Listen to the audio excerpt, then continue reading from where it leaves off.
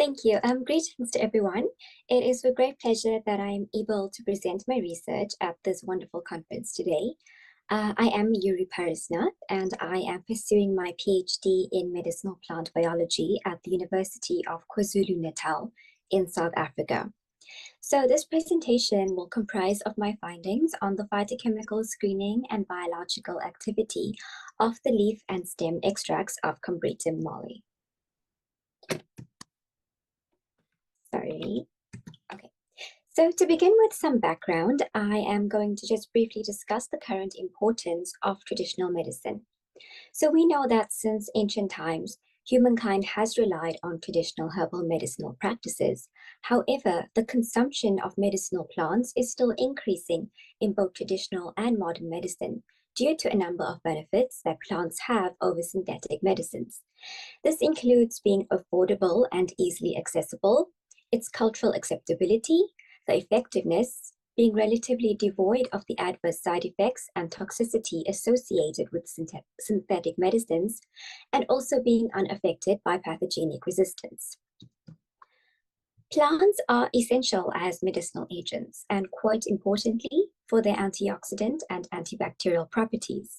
For instance, mammals produce antioxidants to mitigate free radical damage and to prevent oxidative stress caused by reactive oxygen species, or ROS. Damage by ROS leads to a loss of cell structure and function, causing disease. While mammals do produce antioxidants, when ROS production exceeds the body's natural antioxidant capacity, exogenous sources are required to combat oxidative damage. And unfortunately, some synthetically produced antioxidants have reportedly produced toxic and mutagenic effects. Similarly, during bacterial infection, there is an increased production of ROS, which helps prevent the microbial colonization of tissues. However, this often aggravates a patient's condition. Furthermore, some synthetic medicines have low pathogenic potencies, and the indiscriminate use of antibiotics has led to numerous strains developing resistance to synthetic antimicrobial agents. Therefore, in order to advance the traditional use of plant extracts in modern drug development, we need to critically investigate the biological activities of medicinal plant species. That brings us to plants belonging to the genus Combretum of the medicinal family Combretaceae, where several species have been used in African traditional medicine. Combretum molle, commonly known as the velvet bush willow, has been used to treat several illnesses associated with oxidation and bacterial infection. The plant's medicinal properties are ascribed to several bioactive phytocompounds that interact synergistically to produce the desired medicinal effect. Previously isolated compounds that provide this species with its antioxidant activities include gallic acid and quinicollagen, while combretines A and B, malic acid glucoside, combregenin, argininin, and combreglucoside provide the plant with its antibacterial properties. Now let us move on to the gap in the literature and the rationale of this study. Despite there being several investigations on the bioactivities of the plant's leaf extracts, there is a paucity of research conducted on the stem extracts, and there are no reports comparing the plant's leaf and stem scavenging activities with its spheric reducing abilities.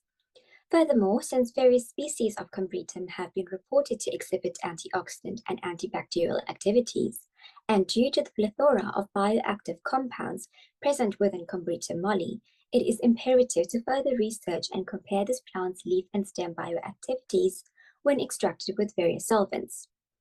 That leads us to the aims of the study, which were to ascertain the phytochemical composition of the plant's hexane, chloroform, and methanol extracts, in addition to determining the antioxidant potential of the extracts via the DPPH radical scavenging and ferric reducing antioxidant powers assays, as well as to evaluate the extract's antibacterial efficacy against clinical strains of gram-negative Escherichia coli and gram-positive Staphylococcus aureus bacteria using agar well diffusion. Now, just to briefly touch on the method, leaves and stems of the plant were collected locally in KwaZulu-Natal, South Africa, dried for 3 weeks at 30 degrees Celsius, and were thereafter ground into fine powders. The material was then extracted using a reflux apparatus utilizing three solvents, that is hexane, chloroform, and methanol.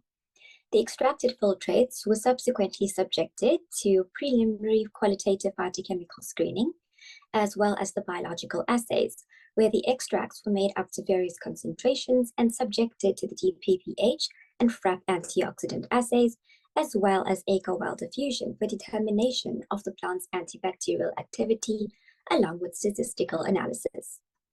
Let us now review the findings of this study, starting off with the phytochemical composition of the extracts as portrayed in Table 1. It can be observed that all of the analyzed extracts presented positive reactions for several phytochemicals, including alkaloids, flavonoids, phenolic compounds, polyphenols, terpenoids, tannins, coumarins, saponins, phytosterols, gums, mucilage, carbohydrates, amino acids, and proteins.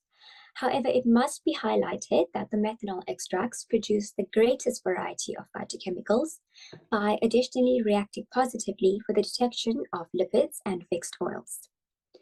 Turning now to the findings of the DPPH antioxidant assay, this was based on the ability of the extracts to donate a hydrogen ion to the DPPH radical. As illustrated in Figure 2, our data reveals that activity of all extracts, as well as the standard ascorbic acid, was dose-dependent, which is likely a result of higher amounts of phytochemicals with radical scavenging abilities occurring at higher extract concentrations. Looking at Figure 1a, which presents the activity of the leaf extracts, we can see that leaves extracted in chloroform, as shown in blue, produce the lowest activity, followed by higher activities in the hexane, which is depicted by yellow, and the methanol extracts, as depicted by green, respectively. When compared with the standards, as shown in black, the hexane leaf extract exhibited strong activity at 240 micrograms per milliliter, whereas the chloroform extracts were significantly lower and demonstrated weak to moderate activity, while leaves extracted in methanol exhibited exceptional antioxidant activity. With regards to the stem extracts, now looking down at Figure 1b, we can see that stems extracted in hexane produce the lowest activities, followed by those extracted in chloroform and methanol, respectively.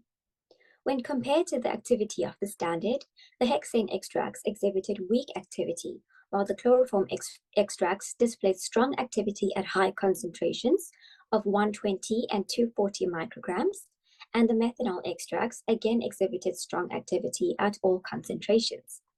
These data are supplemented by the IC50 results, which is the concentration of antioxidants needed to scavenge the initial DPPH radicals by 50%, as presented in Table 2 on the right. The methanol extracts had exceptionally low values, further indicative of their high activity, and low values were additionally observed in the ascorbic acid standard, followed by the chloroform stem and hexane leaf extracts. Extracts with elevated values, such as the chloroform leaf and hexane stem, indicated poor scavenging abilities. So overall, the leaf and stem methanol extracts exhibited strong radical scavenging activity, which may be attributed to the solvent's ability to extract a greater amount of phytochemical constituents that are associated with producing antioxidant effects, such as phenolic compounds and flavonoids. Various studies, including the present study, have reported extracts of the species to contain these phytochemicals, corroborating the data. Furthermore, there was an overall similar scavenging activity within the methanol leaf and the methanol stem extracts, suggesting that similar phytochemicals were extracted from these organs. Now moving on to the FRAP assay, this was used to determine the antioxidant capabilities of the extracts by its ability to donate an electron. Figure 2 illustrates the rather low ferric-reducing abilities of all extracts, although these were dose-dependent, while the gallic acid controls had 100% reducing abilities at all concentrations. Overall, for both leaf and stem extracts, as illustrated in Figures 2a and b respectively, the lowest reduction was observed in the hexane extracts, followed by minor increases in the chloroform and methanol extracts respectively. Relative to the controls, all extracts were significantly lower, indicative of poor reducing abilities, as supplemented by the elevated IC50 values, which is the concentration of antioxidants in the extracts required to inhibit oxidation by 50%, as depicted in Table 3 on the right. However, regardless of poor inhibition, the leaves and stems extracted in methanol had a significantly higher reducing power than the chloroform and hexane extracts, corresponding with our DPPH findings. Interestingly, this data does comprise of a large variation in antioxidant activities, involving high scavenging activity but low ferric reducing abilities, implying that the plant's extracts were effective in donating hydrogen ions but not in donating electrons. Having looked at the antioxidant activities, let us now discuss the antibacterial activities. It is worth noting that plants with antioxidant capabilities also possess antibacterial properties. Therefore, based on the high antioxidant activities observed in the methanol extracts, these were hence chosen for analysis in the antibacterial assay.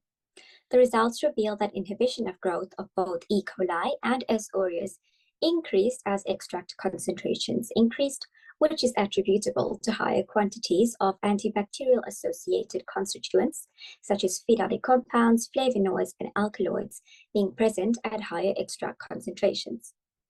Relative to the antibiotic controls, inhibition of growth was similar at 5 and 10 milligrams per milliliter for the leaf and at 10 milligrams per milliliter for the stem, suggesting effective activity.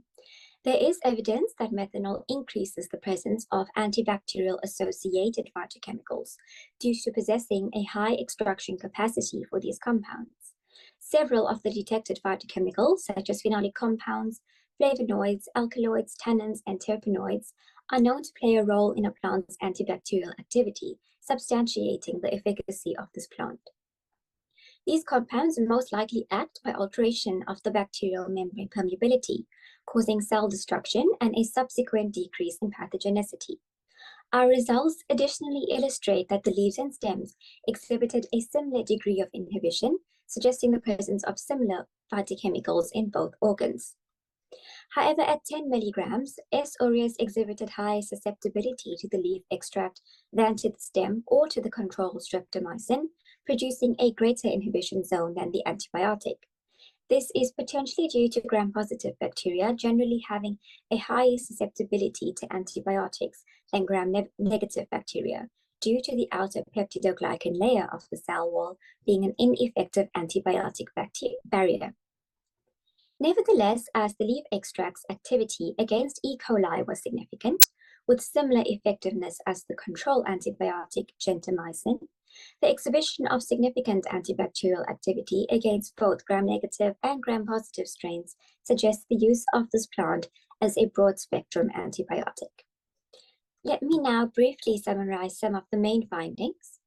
Phytochemical screening revealed that the potential medicinal compounds of the combretum, molle, leaf and stem extracts, and that the methanol extracts produce the greatest variety of phytochemicals. Assays of DPPH radical scavenging and agar-well diffusion reveal the methanol extracts were highly effective as antioxidant and antibacterial agents. Furthermore, both leaf and stem extracts exhibited similar antioxidant and antibacterial activities, proposing their synergistic use. We additionally propose that these extracts and its bioactive compounds may produce optimum alleviation of symptoms and disease related to oxidative stress and bacterial infection, and may hence be used in drug development. These findings additionally validate the use of the species in traditional medicine and potentially provides disadvantaged communities with an alternative source of medicinal treatment. Lastly, moving on to limitations of the study and our recommendations for future work, the extract's poor ability to reduce ferric ions limits knowledge on the plant's oxidant-reducing capabilities. Therefore, it is recommended that the FRAP assay be performed on the plant's isolated compounds. And furthermore, assays about the toxicity of the extracts should be performed to assure its validation and safe use. And finally, it is recommended that further research be conducted on the identification and isolation of the specific phytochemical constituents that are responsible for the plant's biological activities. That concludes the presentation. For further details, please feel free to take a screenshot of the slide so that you may visit the publications on which this presentation was based. And before ending off, I would like to express my gratitude to the organizers of this conference for the opportunity to showcase my research findings. And I would also like to thank each of you for your time and attention. These are the references used in the presentation, and I am now open to any questions.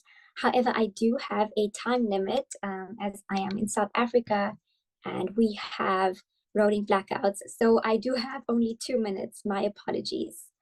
I'll just go back to my email if anyone wants to email me with questions if I do not have the time to address any. Thank you.